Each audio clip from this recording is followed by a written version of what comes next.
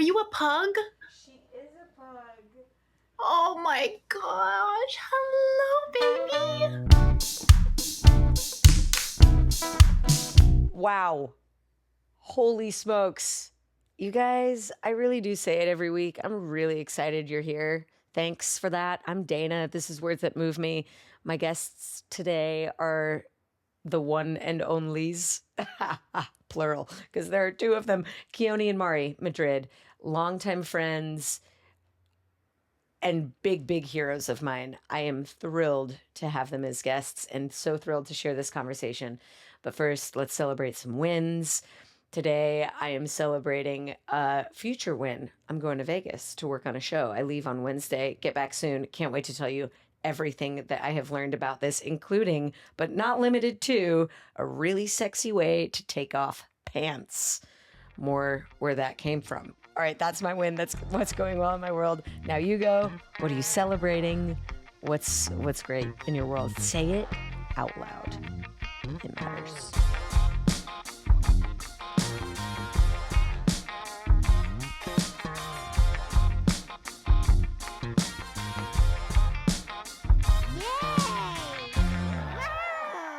Okay, great.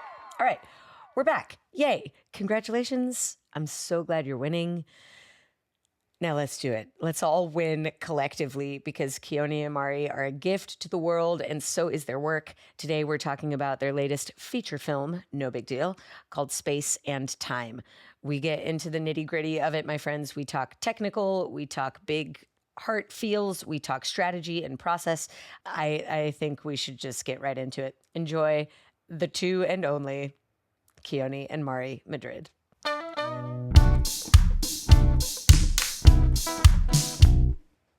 When I'm excited, I shimmy. Leave me alone. So, first question, are you or are you not Wayne's World fans? Oh my God. Yes, of course. Come on. Who was not? The silent countdown cracks me up so freaking hard. And I forgot that Riverside does that. So welcome, Keone and Mari, to the podcast. Thank you so much for being here. Oh my God. Oh, thank you for having us. It's just funny because it feels like we're looking down on Wayne's basement, but only that's not Wayne's basement. How could it be that I would start this podcast of all things talking about Wayne's World? It seems proper. Yeah. It left a huge imprint on me. And we are here today to talk about movies, so I guess it's pretty appropriate. We are millennials. We are and, millennials. You know, that is sort of our jazz. So yeah, and Tia Carrera is in that, and she was like one of the few Filipinos on screen. This is true. So back in those days, super hot, bombshell, smoking hot. Yep. But who's Anthony? I'm sorry, I'll stop now in case anyone out there is not a millennial obsessed with Wayne's World. So this might segue rough right now. It might feel rough, but it is tradition on the podcast for my guests to introduce themselves. And I thought it might be fun for you guys to cross-introduce each other. So Keone introduce Mari, Mari introduce Keone. On your mark, get set, go. This is Mari Madrid. And this is Keone Madrid. And we are Mari and Keone Madrid. Or Keone and Mari Madrid. And or Mary and Keone Madrid, depending if you've read our names that way. Which some people may. And also, yes. If you may be Japanese, you would also call you Keone.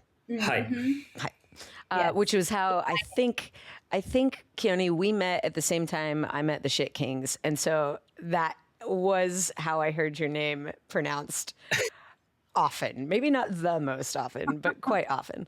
And I'm sure it made you question, like, is it pronounced that way? And so, if you did have that hesitation, it's all I had a tiny hesitation. Not much, though, because Sean and everyone else who speaks English. So, okay. Anything else about each other that you want our listeners to know that they might not already know? Yeah, I mean, I don't like to assume that people know who we are. So, like, we've been dancers first and then grew into choreography and did our stuff online. And the early YouTube 480p days, and then Yes. somehow transitioned into the dance industry through that medium. And I've been choreographing for a long time and are now starting to transition a little bit more into directing things. And we've been known for that, for our partner work, our stage work, and things like that.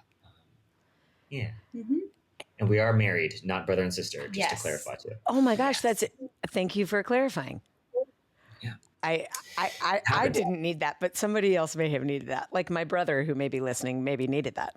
Well, I mean, there's been a couple times where we've performed quite intimate pieces on stage, and someone still asks, Mm, "Oh, are you siblings?" mm, And mm. so we've just made sure to clarify Yeah. every single time and use it as a joke, Nice. but mostly clarify. Always be No, reintroducing yourself as a married couple all the time. Yeah. And bring your kid everywhere you go, just as evidence. Yes.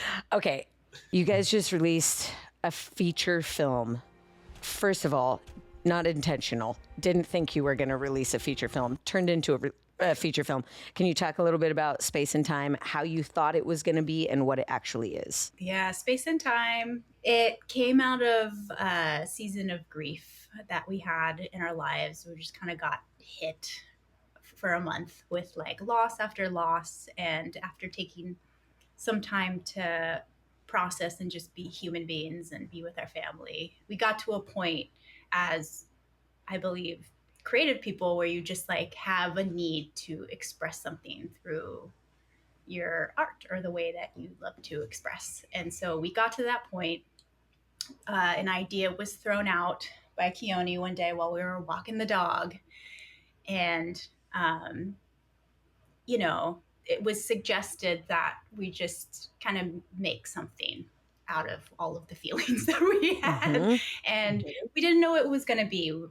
I mean, the proposal was just like, maybe it'll be like episodic, like we just make some dance stuff, but maybe it'll be a short or something. I don't know, but just let's call our homies, like our people that we usually dance with and work with, and we just need to kind of heal Mhm. through dance. And you know, I knew when he brought that up, I was like, oh, this isn't going to be a small thing. Yeah. Because I know him and I know some, when things are suggested, I'm like, yeah, it's being presented like this little side project. But it's not going, it's going to snowball and turn into something that will take over our lives. It truly wasn't intentional. I swear there's no strategy there. But it wasn't until like we got all the way to like day one of shooting and looking at the dailies, Mhm. and us and our producer and our DP just being like, this is gonna be something. Maybe we should think about, as we're going, what it can be, if the film is saying that. Like usually when it comes to passion projects like this, like we allow the piece to dictate where it wants to go based off of, you know, what it's becoming. And so with that luxury, right? Like usually when you're hired onto a project, knowing it's a feature film, there's a different mentality and approach behind it. So for this, I think because it was just so honest, and everyone a part of it too was going through something, that collision of energy, I think, manifested into images that just felt like needed to be experienced rather than shared in like the normal means, if that makes any sense. So yeah. That's a good way to put it. But yeah, we didn't know it was going to be what it was until we did the assembly edit. Okay. And we were like, oh my gosh, this is 40 plus minutes long. What is this? Yeah, what is that? What is that? So were you looking to submit to festivals and things and they were like, sorry, no can do. That's not a short. This is a feature. Is that, or did you just can you Google that?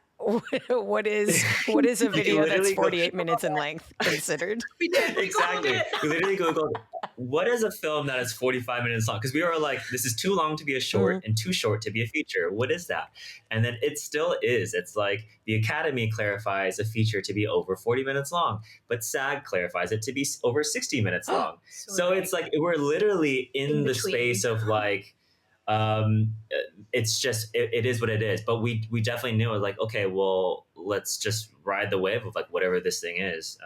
Yeah. Fantastic. And so we went with feature because it's longer. And then if somebody sits down to like watch a short film, like you don't want to be sitting there for 45 minutes. At least with a feature, it's like, okay, I know I'm going to sit and digest this whole thing. Expectations are managed. Yes. Yeah. And then when someone's like, oh, that went by fast. Okay. So speaking of expectations, hysterical. I went to the what do we call it in the industry? Why am I had a screening debut. It was the opening day. Premiere. There it is. Yeah. Wow. And I showed up. I'll just use this word because it's the first that comes to mind. Sparkling. I was sparkling because my friends made a feature and their names were on the marquee and there were dancers in it. And I was sparkling for that. And I was wondering a little bit why I wasn't met with the same sparkle when I saw my dance friends who were there and in it. And they all received me with love and said, I'm so glad you're here.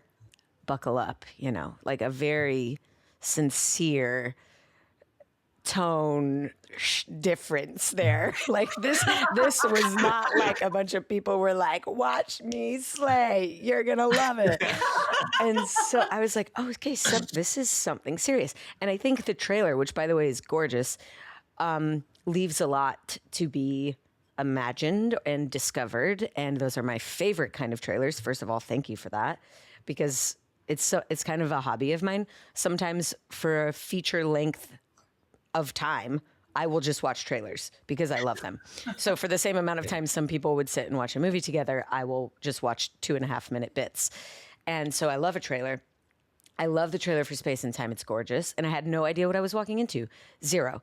I was just wondering why the tone was so, I don't want to say heavy or gravitas, but it really was real. It was grounded. It was like the core of the earth when I walked in there.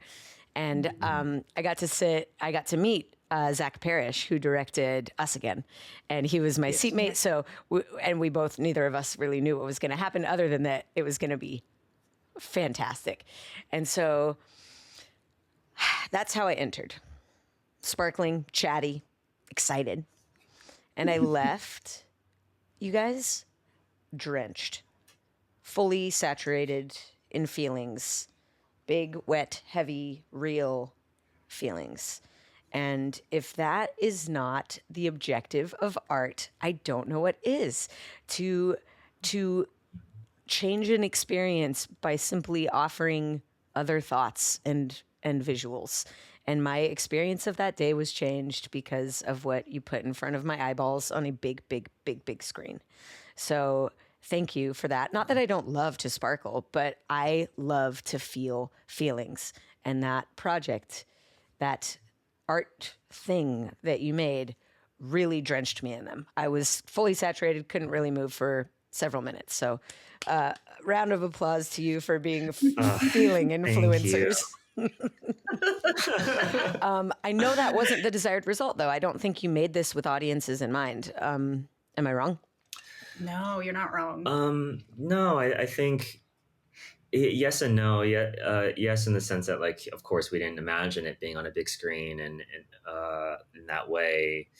But of course, we knew that, like, we had an objective of like how we hoped the audience would walk away from watching this thing that we wrote out. But it's exceeding everything we could have imagined at this point. So we're just along for the ride. I'm so glad. I'm so glad to hear that. That's fantastic.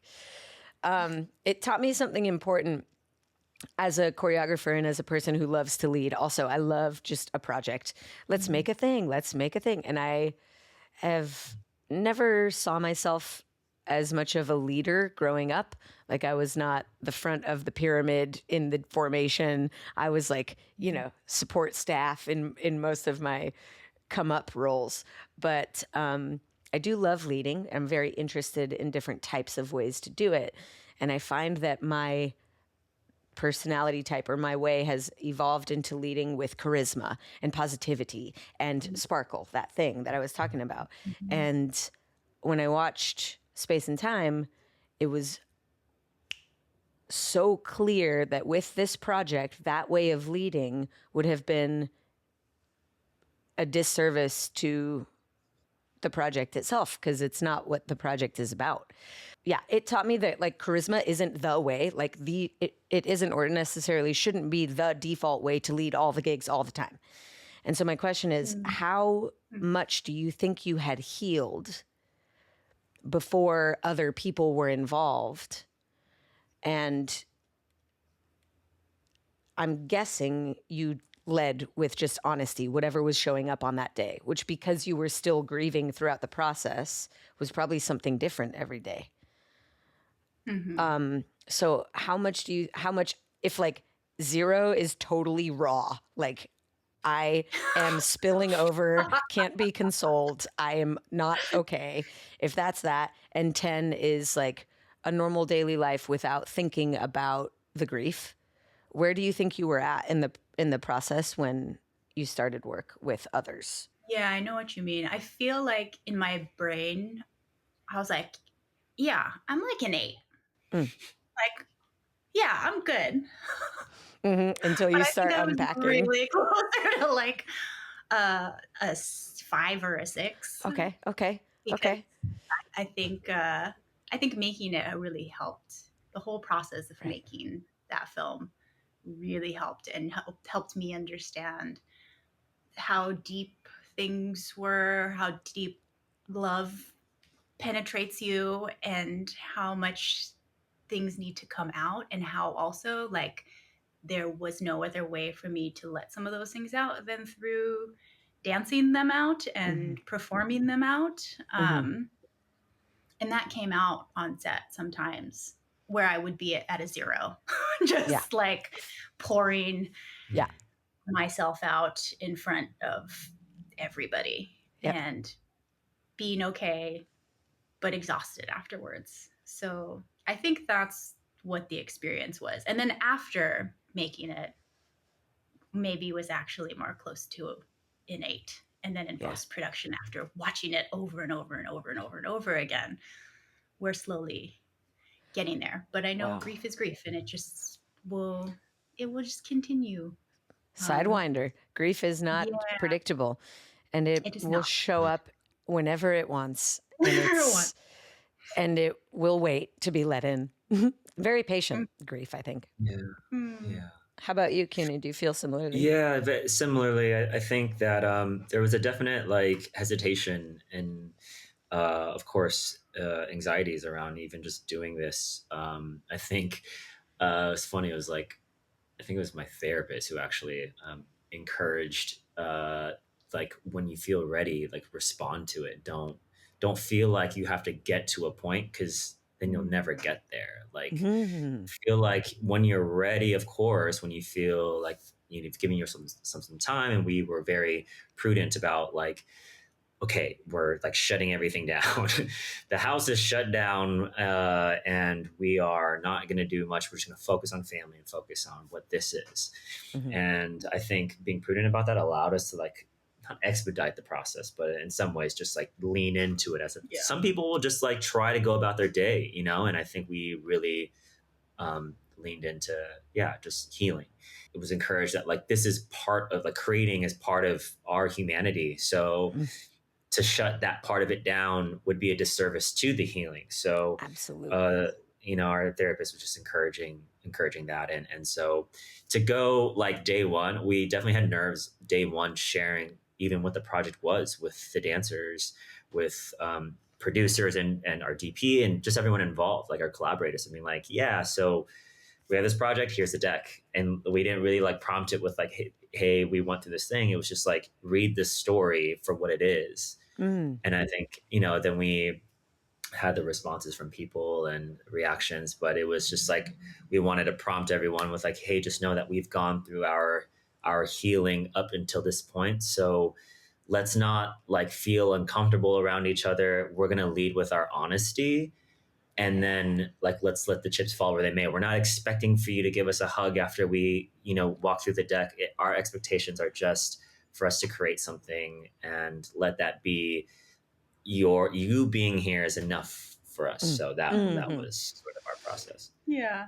But I have to say that I think because we allowed ourselves to be very honest and vulnerable right off the bat, we found that people who had come to the project, there were a lot of other people who were also grieving other things or going through other things. And since the door had been open, they felt comfortable to be able to put their own pain and their own experiences into what they were contributing and what they were bringing forth. So I think, yeah, I mean, that first rehearsal, and I think I mentioned before, it was like the initial idea was like, well, just ask the homies. And then everyone was busy or out of town and nobody was around. That too. Which is great because everyone's working and doing their thing. But we're like, okay, well, if we need dancers, we're going to have to like open it up to new people. Cast a wider net. We like, yes, we did. we like met a lot of new people and brought in a lot of people we hadn't worked with before. So that first rehearsal was just like, hey, all right. Oh, yeah. Nice to meet you. Hey, Don't nice feel to weird. meet you. Don't be awkward around me after this. This is like, yeah. These are my innards. This is what I'm actually made of. Yeah. Wow. Can I tell you guys my favorite part? Speaking of meeting new people, my favorite part was the opening credits being dancers. Yeah. I have never seen a film where I will cry talking about that, which should tell you how much I cried in the actual in watching the actual work. But to see that many names in pre-roll credits, I was so inspired and rocked, and it felt so right. I was like, yes, more of that, please. How many dancers did you hire or did you use? Like, how did that look on paper? And was everyone involved? Certainly not everybody was involved in all of the chapters of the thing, but. Yeah, it was, I think in total it ended up being over 60. Wow. We had folks come in from South Africa, Vancouver, the East Coast, Texas, and it was really just an open cast, as you said, casting the wider net, and it was submission based, and we watched over, I think it was over 500 videos of people, and it ended up winding down to 60. I think we had asked a bunch, thinking it would get even smaller, but most people just stuck on, and as you said, like we used different people for different things, but. It ended up being in total 60. And we would just because it was a passion project, we were just like, all right, if you want to come, just come. And we wouldn't know until sometimes the day of the shoot, like, oh, we have more people than we thought. Okay, let's respond to that, So, ooh, that's an awesome challenge. Yeah. Okay, love this. Quick technical aside, because I've got some big, juicy type questions, and then I have some small, funny technicals. This one probably is directly in between. So it was asked in the Q&A after the premiere that the aspect ratio you guys chose was 4:3 or 1:1, 3:3, which is old time, looks like 35 millimeter, before movies had synchronized sound, before talkies. Yeah. I know that was deliberate because you are deliberate. What was your core reasoning for choosing that aspect ratio? Because it is not a natural choice for dance. No, far from it. Because it's almost square format. Putting us in a box, yeah. Exactly. We're meant to be seen on a wide stage.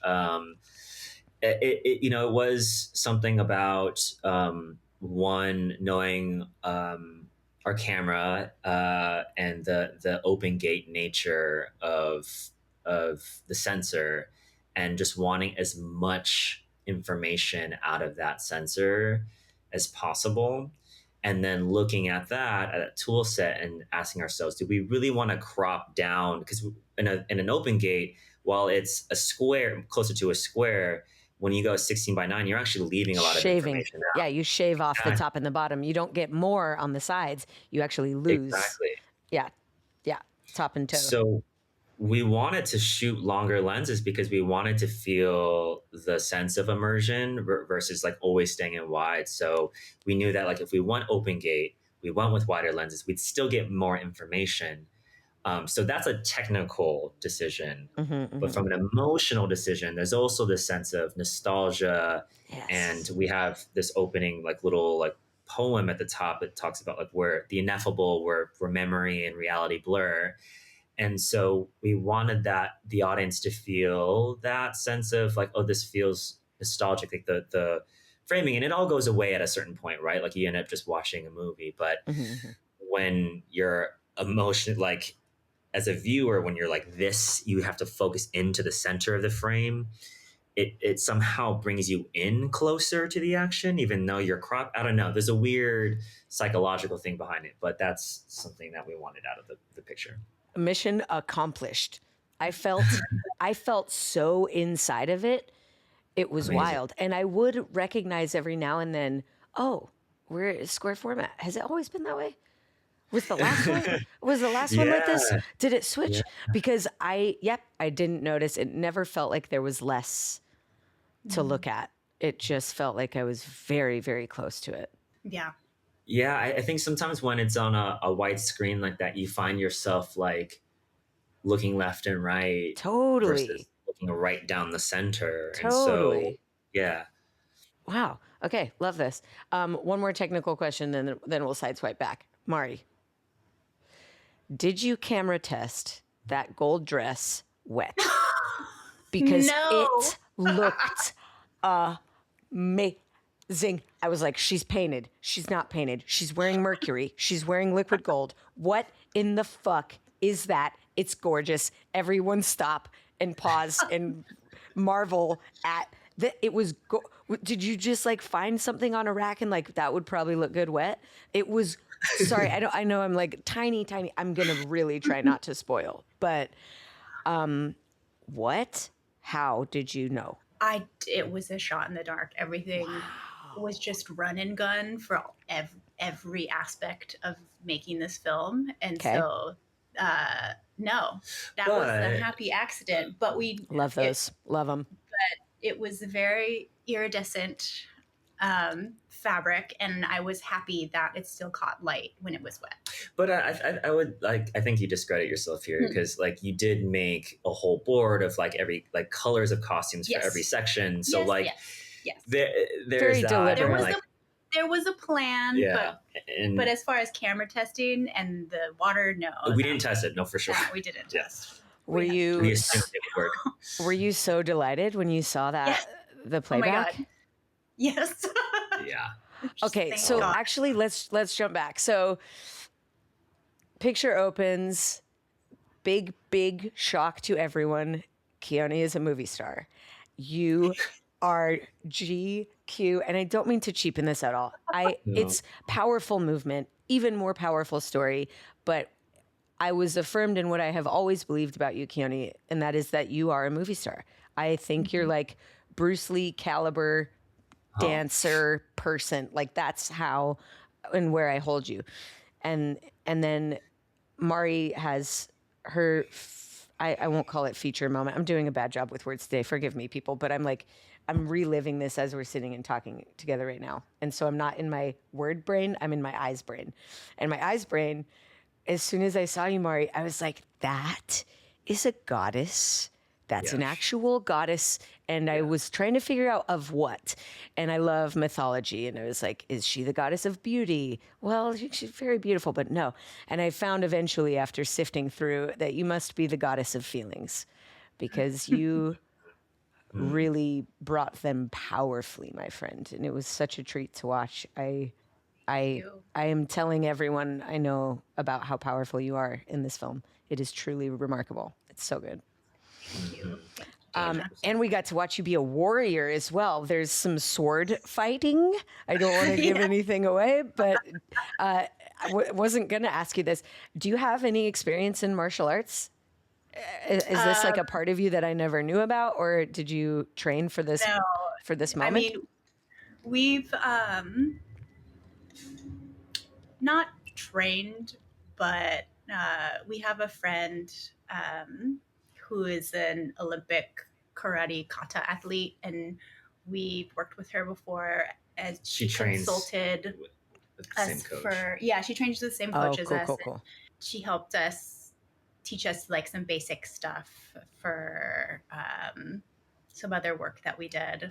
Well, context. So, like, we were doing the Karate Kid musical, like so tangent. I'm gonna try to keep this really tight because that's a whole separate thing in itself. But yes, we ended up doing Ving was on the choreography team, so it was the three of us, and Ving and I have martial arts background, and we're such like little boys that we used to do this, in our living rooms and fighting each other. So we assumed that we'd be able to put it in choreo form because it was more musical versus like literal fight choreo. So we trained with Sakura for a little bit. And so that like 6 months of working on fight choreography for the stage, we thought we could bring it to this sport. And I mean, Mari can do like literally anything. So we just assumed that like. Well, Ving and Keone choreographed all the fight choreography. But, cool. Okay. That was my next question. I got to do it, which was the most fun in the world. Full-blown Kill Bill. So cool. So 100%. Cool. I loved it and was shocked by it. 100% didn't expect it. That's another thing I wanted to say, and I think this is a compliment to both of you. I feel like the film was simultaneously exactly what I expected and also blew my mind. And how cool is that to have a signature at so young in your creative lives? I do still see us as young in our creative lives. To have a thumbprint, but also to be wowing people. What a fucking awesome mile marker to be at. I think it's so cool. I'm very impressed. Thank you. Big fan, if you couldn't tell. Okay, so another thing that came up in the Q&A that I really want to talk about is this idea that shit goes wrong. Right? Especially when you are, in your words, Keone, like finding out what it is while you're making it. Like, we don't know if this is maybe it's an episode. Like you're kind of keeping your finger on the pulse of this thing. You had a plan, you had a deck, you had a shot list, but you're also like, it's changing and you're okay to change. Yeah. It was becoming in any situation, whether you're on a tight budget, big master budget, super big feature film where we're just shooting an Instagram video today. Things will go wrong. And Keone, your mindset around problems and what to do when things go wrong. You spoke a little bit about that at the premiere. I would love for you to rehash that, like how you view problems showing up on set it's solid gold. Go. Yeah, no, it's I feel like sometimes as creatives we fall into this fantasy of like we're gonna do all this work and imagine what it's gonna be, and that's exactly what it's gonna be. But over the years, I think we've learned that it's like Murphy's Law. Everything that can go wrong will go wrong. 100%. And it's not like you're preparing for it to go wrong. You're preparing for it to go right. But you're also preparing yourself to adapt when things don't go right. And I think we've like flipped our minds because those moments used to be crushing, right? Like you have this idea that you're obsessing about. And then you're like, oh, all my dreams are crushed and the idea is not working. Mm-hmm. You can either like sulk and sit there and worry about it, or our mindset has changed to how do you make those disadvantages your advantage? Mm-hmm. How is this moment is telling me something's not working and it's not fitting. Mm-hmm. So the moment is telling me there's something better. Yeah. So yeah, I think there was a lot of those moments on set, and I think we're just encouraging that to our crew, from all like even our gaffer to our key grips, like, yo, that shot isn't working, or this isn't working. We gotta think quickly on our feet. We gotta adapt. We had that huge opening shot where like cameras flying over the heads of people, and that we had to that shot took an eternity to get. We had an idea of how it was going to be accomplished, but it required Mari thinking it was hours of trying to get the shot to work. We were hours behind on the day. Well, and it was the second time we were trying to get that shot because we had a technical malfunction. The first day we were shooting, so we had to reshoot. So on our reshoot day, it was giving us trouble again. Yeah. And it's all technical stuff. Like, this isn't working. This isn't working. This isn't connecting. This wire's not working. The scissor lift isn't responding. Mm-hmm, different things like that. So it's not out of your hands, right? Yeah. And so just get your hands dirty and figure out a better solution. Yeah. That's a good example of one. There was also a locations one. Can you share about that a little bit? Yeah. So on we're getting towards the end of our shoot, and like Keone said, it was like the Murphy's Law of all shoots, all our shoot days. It felt like Murphy's Law in action. And we had a location booked, and we we had rain, just like rain the whole week, and it was an outdoor location, and um, we're just looking at this, looking at our weather app, just like, okay, this isn't going to happen. Like, we have to just accept that it's not going to happen. We need to reschedule this shoot day, and we need to think of something else. We had some spot out in the desert out east. I'm not sure exactly where it was, but we had in December been to Moab for a wedding, and we had gone on a hike. And it was just absolutely gorgeous. There was nobody else around. It wasn't in Arches National Park. It was kind of off to the side and not part of any government land. So we didn't have to get permitting to be there for really small. So we just happened to, go and have this beautiful experience there with Numa, actually. And Keone happened to bring his camera and got some gorgeous shots of her that ended up being part of the film, unplanned. I see. So, okay. Putting it together. And so we're like, you know what? We're gonna go to Moab. So we packed up a van with us, with Issa, our other lead, our DP Steve, and then Issa's boyfriend Brandon volunteered himself to just like be hands on the day. Yeah, be hands. Yeah. And we just carried all the equipment up this trail and shot along the way. Hiked with, $100,000 camera with $100,000 lenses, and just and every step, you're just like, oh my god, and also so worth it. Yeah. Okay, it's very interesting. I had a more recent experience working on a music video earlier this year, or late last, like Christmas time of last year, Justin Timberlake music video, which we had, storyboarded and shot list, and we're going to do that part here, we're going to do that part here, and on the day it's pouring rain. We didn't change location, but we did just dial up drama. It was like the greatest gift to have this emotional unzipping of a person happening simultaneously with the sky crying. Like, couldn't have been written better, couldn't have been storyboarded better. So sometimes it's about saying yes to the problem that's presented, and sometimes it's about saying no, we have to find a different place, and enter the job of a director, which is nonstop decision making. Always you making the decisions. So I have questions about you too and how you work together, because I'm very lucky to be a part of the triad that is the Seaweed Sisters. And we always have a tiebreaker. If we disagree, we have the third. So I'm so curious about how you two deal with decisions when you are opposed. We were just talking about this with somebody else. Yeah. There's never a formula. Right. Case by case. Case by case. And what we've over the years, we've grown to think that it's never a compromise. We're never meeting in the middle. Whatever we're disagreeing about is requiring us to meet at a higher idea that's better than what we're both thinking about. So it's just it's the art of collaboration. Collaboration is so understated in our industry. And so we get to practice it every day.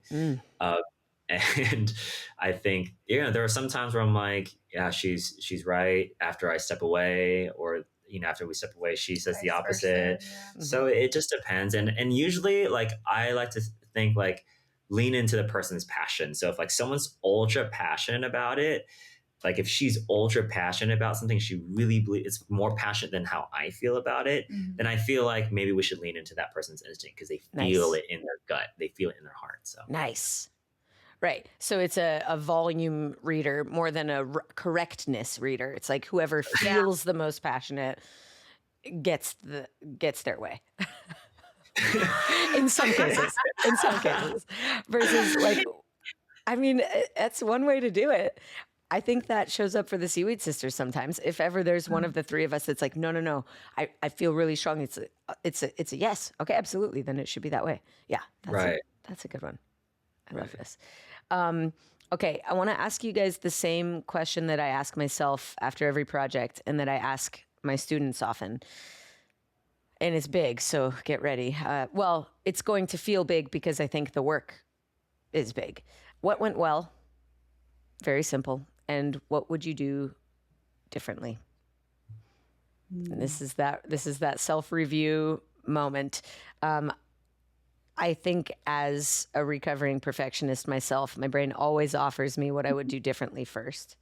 So I want you to answer that one first. What went well about this? Yeah, I think there is so much to say about what went well because we've exceeded what we thought it was going to be. And I think that more than anything, it became something. When a project can become bigger than yourself, I think that's the ultimate like feeling of success because how people react is always going to change and that's fleeting. So that I will take that the impacts that we gave to people and the impacts that the film might have on some people so far. I think, and the fact that we're watching on a big screen, victory in itself. Like huge, yes. There's nothing that can take that away. And so, I think that went well. I'll let you answer. I think, what went well, just, I don't know, there was a really great synergy between everyone, between, like our core team and all of the folks who showed up to contribute. Like everyone was there pouring themselves in and had each other's back. And that feeling on a project feels so good and feels so special and feels like, why can't everything be like this? So I feel very happy about the making of it and the synergy between the people who made it. Yeah. Gorgeous. I think that went well. Gorgeous. But what could have been better? I mean, there's lots of things that could have been better in terms of like things going, the Murphy's Law thing that we keep talking about. But like I think those things are so like, I love those moments because you learn so much about like what you're made of, and they teach you for the next project. And so I can't take those away, but maybe if there's one thing, it's like I wish we had the expectation for ourselves from the beginning, maybe like to stop thinking that it's small. Like for me to stop thinking that what I want to do is like this is tiny thing, and maybe I need to just start from the beginning being like, no, like this is not to say that's going to be the biggest thing, whatever the heck all that stuff means. Just having like a higher expectation for myself and what we're making from here on out. Whoa. Yeah. That's awesome. That reminds me of something I'll say in a second. How about you, Mari? What do you think? I don't know. I mean, like Keone said, there were like lots of little things that were like a pain in the ass that we had to deal with where it's like, oh yeah, that would have been great if that didn't happen. Like lots of those, but it ultimately like brought us together as a team and pushed us. But I do think that differently would be, I know it's a cop out, but like what I will do in the future. There you go. Learning from this of knowing it's a big thing that we want to do, garnering the resources to be able to do it, and being able to properly take care of everybody, obviously, to be able to bring in more collaborators into certain departments so that we're not doing every job. I think that's the different lead that we're aspiring to. But this is also like part of the step to get to that. Cool. Okay, I want to go in two directions. I'll try to do it economically. Number one, Keone, what you said reminded me of some really good advice I got from our friend Anthony Lee. I lived in the Bay Area for a short time. My husband at the time was working at Apple, and I decided to start a company. And I decided that this company would be a fake government agency called the Bureau of Nonverbal Communication. And I Yes. didn't know, I remember you this. remember the bonk. Yes. I didn't know the first thing about having a company, starting a team. And so I reached out to Anthony and I was like, what do you wish you had done differently? Like, what do you wish you'd done with Kinjas from the outset? And he said, I would have done it. I would have done every step of the way knowing that it would be huge. Like Mhm. a small example is merch. Like, why were we not wearing our T-shirts in the very, very beginning? We're awesome. This is awesome. Our logo's awesome. Put it on a shirt. And it inspired me. Actually, I'll give you guys. I have. Hold on. This was not part of my plan. Oh, that might backfire. I have a disco ball plant back there that almost fell over. Because of Anthony Lee, I ordered everyone laboratory notebooks. Oh my God. The Bureau of Nonverbal Communication. Oh, amazing. I spent a disproportionate amount of money doing that. And why did I get so many? Also, I was a small team. I think there was like 8 of us, but I ordered like 300 notebooks, and now I just give them to all my friends. And there's an issued to, date issued, project program, department. I fill this first page out for everyone that I give it to, and it's full of I'm just bullshitting, but like, you know, So good. so good. So I think I know I'm not the only one that needed to hear that. Any listener, viewer who's watching right now, if you're beginning something, why not assume it's going to be huge? And I'll answer my own question. And this speaks hugely to, I think will speak hugely to the event that you two were unpacking with this project, which is that it hurts to get excited about something and then be disappointed when it doesn't work out the way you thought it would go. Mm-hmm. That's why people don't go big from the beginning, because disappointment sucks. So maybe we'll end on kind of a more serious question of how do you two manage disappointment versus excitement? How will you do that moving forward in your personal and professional lives? And or what would you recommend people do or don't do? Because, you know, I always say I might have a unique take on this.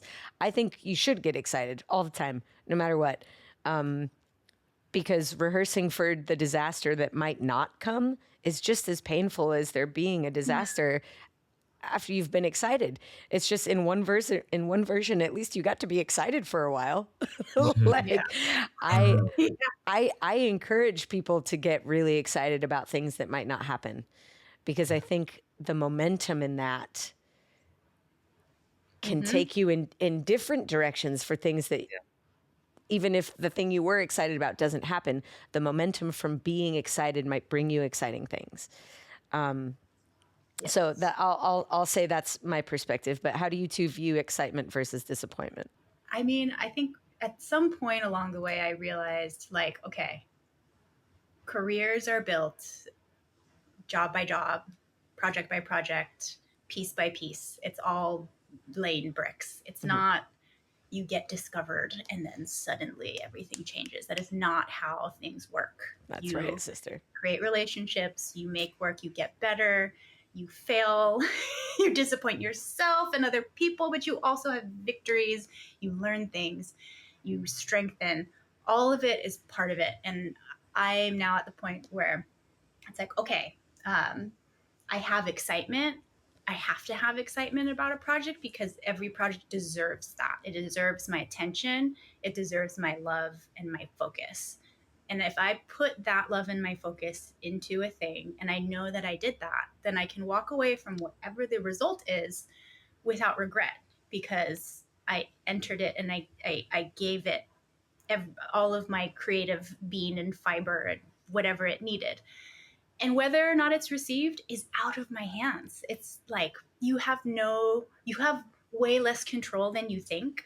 I think you have control over the making, but the receiving of what you make, you have to let go of the thing that you create and let it be what it is, because then it has its own life away from you. It's kind of like having like a kid, like all these little children running around, but like you don't know. You don't know how culture will receive something. You don't know how a person will receive something. You don't know how your own family will receive something. And as long as you know you put yourself into it, you have peace. And there's also like so many other factors, like Keone touched on this. Like, I think people also don't realize like how much collaboration happens and has to happen It's to all make collaboration. all Yeah. All of it. collaboration, Yeah. all of it. And so like, you know, you do your best. You just do your best. You meet lots of people. You have wonderful experiences. You have hard experiences. You create friendships. Or you meet people and you're like, oh, okay, cool. And that was that. And we'll be on our way. Like all of that is part of it. And so I think that's my view. It's kind of like an acceptance of what it is, I like of how that. everything unfolds. Yeah. I like that a lot. But as long as I wasn't a lazy ass on the way, then That's what I'm saying. I think like really visualizing your desired result, your like 3.0, not like your 1.0, or like really allowing yourself to get visual with the big gives you momentum. And no matter where you land, I think it's better than not dreaming big, because it might hurt if you don't hit your mark. yeah. It's I feel it in my guts. That's and listen, I've had some big professional heartbreaks and some big personal heartbreaks too. But it's not because I had high hopes that I'm hurt. I'll hurt no matter what, because that's our human contract as a being in this world. You're gonna hurt, so might as well get excited about shit. That's my philosophy. Yeah. No, yeah, 100%. Like that, we have to enjoy like what we're doing, because otherwise, why are we doing it? Of course. Why are we doing it? And if you're creating to like not get disappointed, then you're gonna get disappointed. You know, like It'll you be have a to create perpetual state of it. Like, yeah, how disappointing to never get excited about something. right, right. In and of itself, and I find that like, I mean, I agree with what both of you are saying. You know, like, and separating the quote unquote success of a project in the way that public or critics might view a piece, allowing that to dictate the way you feel about a project.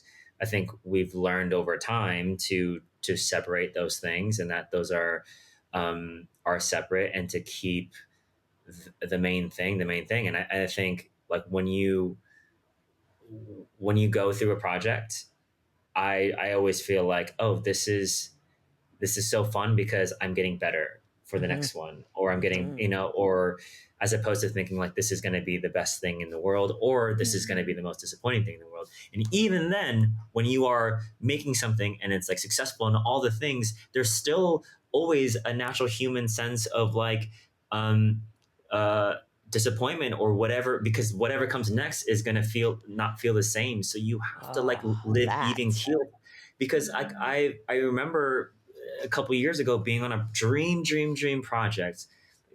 Couldn't have asked for something dreamier than this, and feeling so depressed, because like literally depressed, because I felt all the things, like didn't feel all the things I thought I would feel. And then like that was a moment for me to just readjust my thinking on project. They're all just projects. At the end of the day, we're doing what we love to do. We're making entertainment. It's silly kind of what we're doing. So like let me like, yes, take the job seriously, but like don't take ourselves seriously. So They're all projects. It's all projects. And also this is such a great example, Keone. It's all our thinking. Yeah. And for people out there who really think that happiness, fulfillment, success, whatever we want to call it, will come with a resume bullet, is such a great example that that's not how it works. You can feel fulfilled. You can feel successful. You can feel happy right now. And I know that you can, because I know people who have all the bullets who don't feel that way.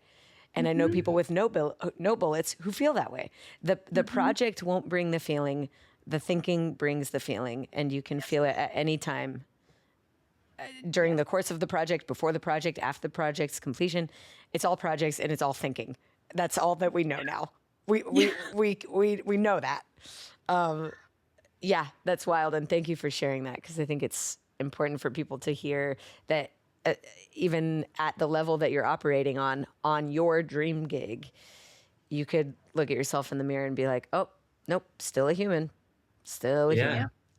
Yeah. And it's really, we've been doing this so much in the last couple of years with our coach, and who's like a mentor to us too, the manifestation and what you visualize in your head and all these things. Like, it's okay to visualize these successful things, as you say, but like to not to find the gratitude in the now, allows yourself to reach for those things without you depending on those things. Like, it's not a necessity, it's a desire, but it's not a necessity. Whereas like your family, like what you being alive, you having the sun, like the simple gratitude things that mean a lot to you, have been honestly a compass for us to be able to manage these massive projects that receive whatever, critical response that we get, and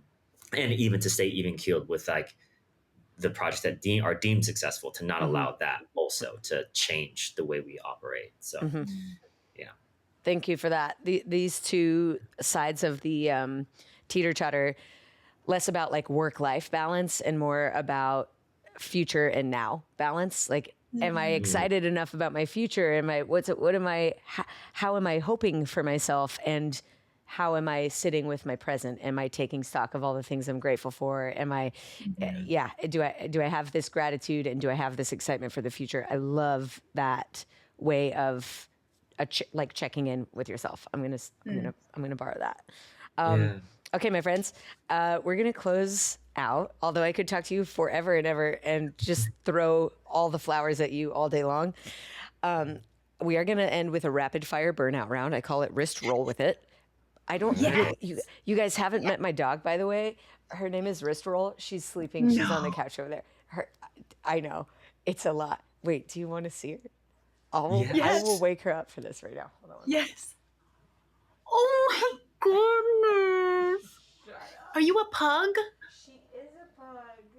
Oh my gosh. Hello, baby. Oh my gosh, look at little pug. Hello, Wrist Roll. Wait, how old? That's the best name. Oh my She's god. 4, and her name is Wrist Roll because her tail is a perfect wrist roll. Yeah. So good. It's so good. We call her Riz for short, which is also good. Oh my gosh. That's great. Okay, Riz, I'm glad you're here so we can do wrist roll with it. So this is actually my first video format interview where I've had 2 guests. I've only ever had one before. So I decided maybe we will also take a cross interview approach. Instead of answering your rapid fire question, answer for the other one. Oh my gosh. And not maybe we'll feel a little lame, like one of those like engagement parties, or when you like test it, how well people know each other. The newlywed game. Exactly, that's what I meant. But just give it a shot. I'm so curious. We'll start light, and then we'll get a little more into it. Also, I don't have these written down, so we'll see what happens. Okay, Mari, is Keone a coffee or tea? Coffee. Excellent. Keone, is Mari salty or sweet? Salty. Are we on track so far? Yeah. Yep. What's Mari's favorite move? Move? Like dance move?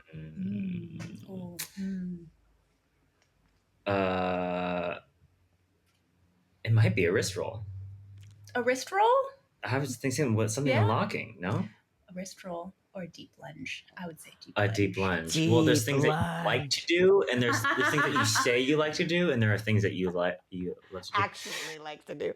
That's brilliant. What's Keone's favorite move? Keone's favorite move? Yep. Fast feet with hands. I could Several see moves. It's not one move. It's combinations. time. Yes. How about least favorite moves for each of you? Oh, these are Oh my gosh, the way you are looking at each other right now, I love this. Floor work that requires flexibility. Really fast feet with arm movement. Keone's favorites. Oh, that's so funny. And Mari, you really are known for some flexi floor shit. And Yeah. I might add, your forward fold, like you have the ability to really sandwich in half pike wise. I marvel. I truly marvel. Okay. Yummies. Love that. If you had to choreograph something by the end of the day and got to choose what song it is, what would it be? For you, it'd be like Laura Mavula, or I'm gonna say Laura Mavula for now. Yeah. I think Keone, we're in Omar Apollo land right now. So Ooh. I would say Omar Apollo or Masego. Masego is always Masego. Masego's Safe bet. a good one. Yeah. Safe bet. This is good.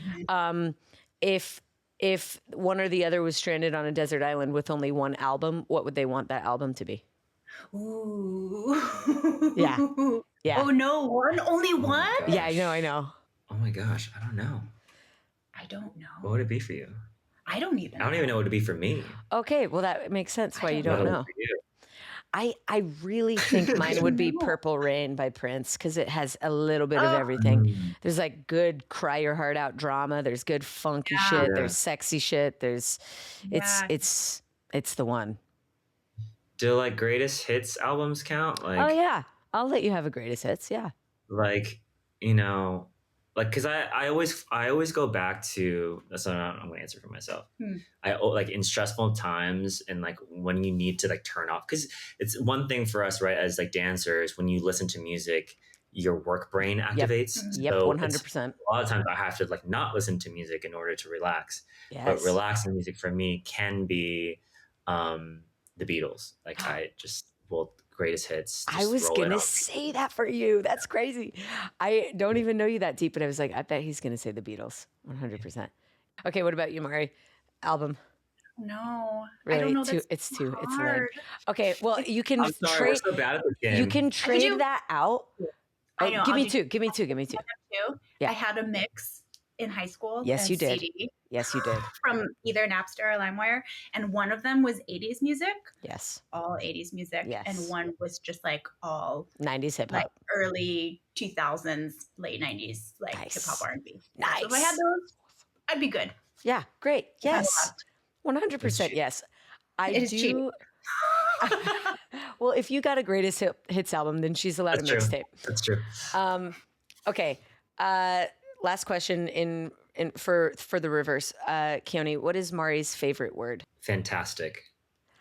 I also love fantastic. Okay, what about Keone's?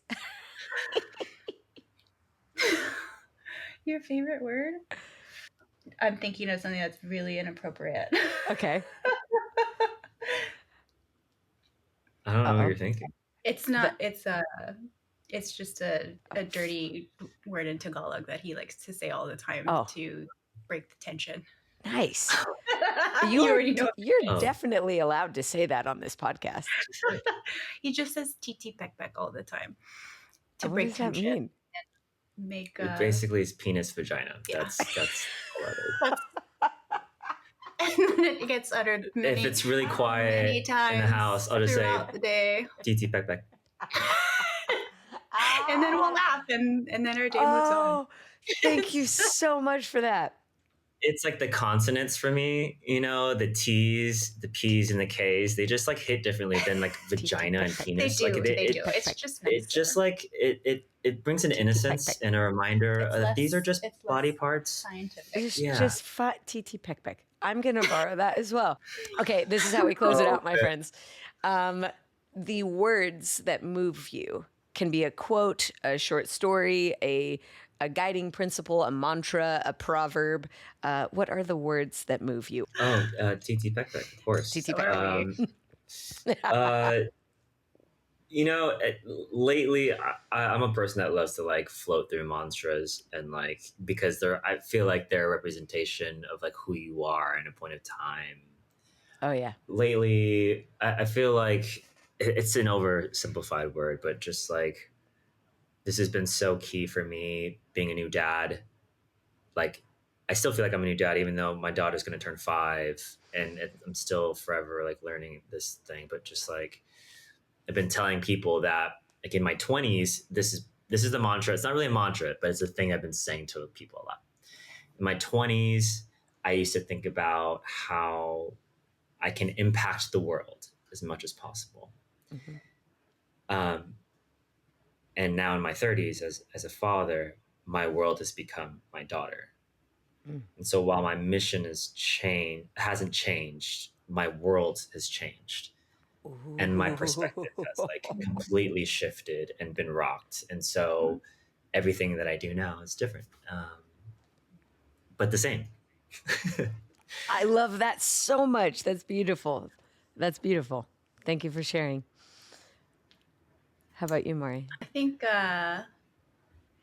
it might sound silly, but we have a thing. We say a phrase to Numa when we're saying goodnight. And Keone started it, and then I added my own thing. Work, yes, and. Very yes and. Very yes and household. I can tell. We say goodnight, and then Numa and I hold each other's faces, and we look into each other's eyes, and we say, I'm a brave girl. I'm a strong girl. I'm an amazing girl. And it's a really easy, simple, childlike thing. But doing that every night, it helps remind me to have confidence, because I see how much confidence she has at 4, and I am going to do my darndest to protect that for her in this world. So I'm trying to bolster that in herself, but also I'll remind myself that at the same time. So, oh, Mari, oh my God, I teared up real strong just there. Thank you for that. Brave girl, strong girl. What was the last one? Amazing girl. Amazing girl. Thank you for that. And thank you for you're both brave and amazing and strong. And so is your work. Thank you. Thank you for making. I cannot emphasize that enough. Thank you for being examples of people who create from their lives and help other people endure their own as a result. It's really remarkable. Thank you. Thank you, Dana. Thank you, Dana. I love you big time. This is a big important question. How do people go watch the film? Like, is it in theaters still? Is it on where do people find it? So right now people can watch the film, well, depending on when they're watching this podcast or listening to this podcast. Yeah. Would be in LA or in April, and then in Chicago in May, and New York in May. But they're getting close to selling out by this point. But we do hope to do more screenings. The whole intention of doing screenings is to in turn feed itself to do more screenings. And eventually go to the festival circuit. So that's the hope right now. So we have April 18th screenings in LA. We have May 2nd screenings in Chicago, and May 6th we have screenings in New York. But we'll keep updating. We have a ticket link. It's spaceandtime.ticketspice.com/film, and people can find information about screenings there. Okay, kick ass. I hope we get to cross paths again soon. That had been way too long. Please. Way too long. Not okay. Yeah. Okay. More soon. Big love. Yes, big love. Please. Yes, please. And for everyone listening, watching, go out there into the world, make brave, amazing art, strong and strong art, and also bravely, amazingly, and strongly subscribe to this channel. Smash those likes so bravely, and get out into the world and keep it very funky. Thanks, guys. This podcast was produced by me with the help of many. Big love to our executive assistant and editor, Riley Higgins. Our communications manager is Ori Valladares. Our music is by Max Winnie. Logo and brand design by Bree Reitz. Thumbnails and marketing by Fiona Small. You can make your tax-deductible donations to Words That Move Me, thanks to our fiscal sponsor, the Dance Resource Center. And also, many thanks to you. I'm so glad you're here, and if you're digging the pod, please share it. Leave a review and rating. And if you want to coach with me and the many marvelous members of the Words That Move Me community, visit wordsthatmoveme.com. If you're simply curious to know more about me and the work I do outside of this podcast, visit thedanawilson.com.